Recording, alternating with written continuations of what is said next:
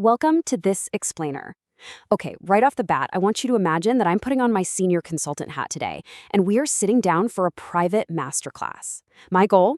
To act as your personal coach, helping you calibrate your AI judgment skills so you can finally conquer that massive mountain of academic literature sitting on your desk.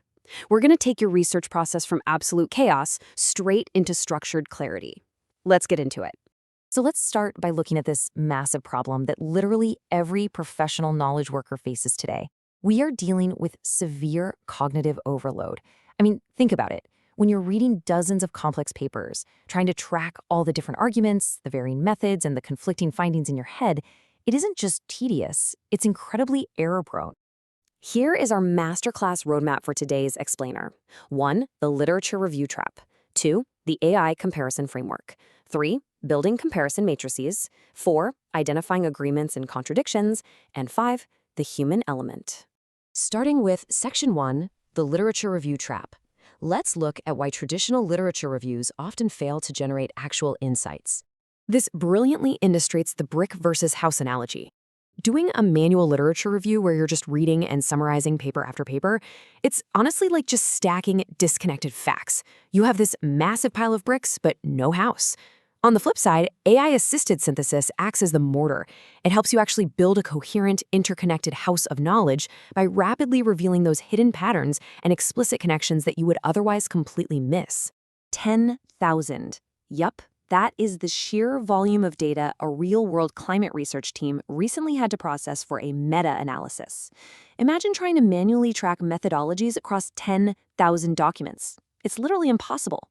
But by letting AI scan those 10,000 papers specifically for methodology details, they achieved in just hours what would have taken a graduate student an entire semester of grueling manual labor.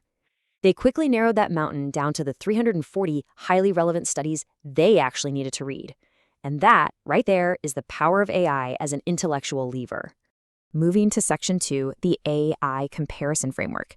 Let's see how we build this into a practical, structured framework.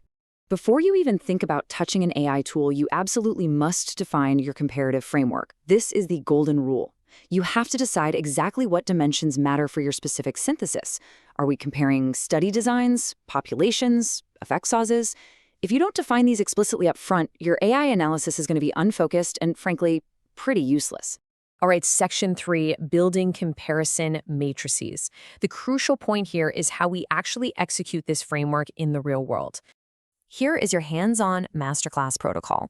Step 1, define those key dimensions we just talked about. Step 2, write a highly specific prompt for the AI. Step 3, let the AI extract that data to populate a visual matrix. And Step 4, which is absolutely non-negotiable for us professionals, critically verify its accuracy. Your prompt has to be bulletproof. You can't just say, hey, summarize this. You need to ask the AI to extract precise dimensions, like similarities in the research question, or very specific differences in methodology. You want to make sure it's extracting data, not injecting its own unverified interpretations. It extracts, it doesn't invent. And this is what your final matrix will look like. It's a clean, structured table where the AI has done the heavy lifting of pulling out the relevant data. By organizing it this way, you can rapidly scan rows and columns to instantly spot patterns. You can look right down that effect size column and immediately see how it changes based on the population or whether the study design was a randomized controlled trial. Manual reading completely hides these patterns, but matrices, they make them pop right out at you. Let's look at a real-world win.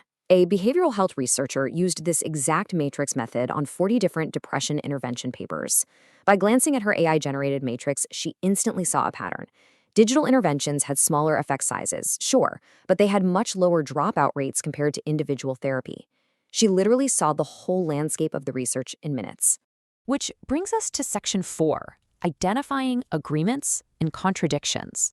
Because once that matrix is populated, the real analytical work begins. Now, you must make a critical distinction here as a researcher. Listen closely. Not all disagreement is a flaw. Sometimes it's just expected disagreement.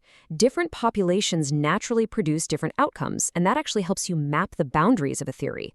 But a true contradiction, that's when two papers use the exact same methodology on the exact same population, but get opposite results. That is where you, as the expert, need to dig deep. And it's not just about isolated data points.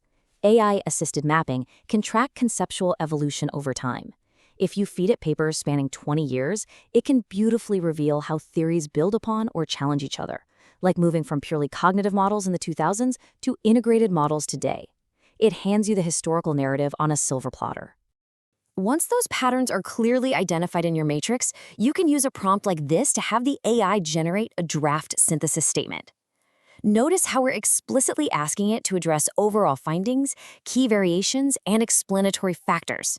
This gives you an incredibly strong, structured foundation for writing your rigorous narrative review. Finally, Section 5, the human element. I am keeping my senior consultant coaching hat firmly on for this part, because we really need to talk about the risks of AI reliance. The absolute crux of this entire explainer is this quote right here. Comparison organizes information, synthesis interprets what differences mean. Look, AI is fantastic at surface-level organization. It spots the agreements and disagreements in the data really well, but only human judgment can determine whether a disagreement reflects a legitimate real-world variation or just a flawed methodology in the study. As professionals calibrating your AI skills, you have to avoid these common pitfalls. So here is a quick consultant checklist for evaluating task risk versus AI capability. First, is the task simply data extraction? If yes, that's low risk. Let the AI build your matrix. But second, is the task interpretation?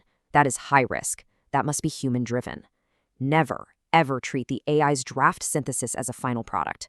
AI is highly prone to hallucinations. If you blindly trust it, it will oversimplify complex findings, it'll create false consensus where there is none, or worse, it will confidently hand you completely fake citations and fabricated statistics.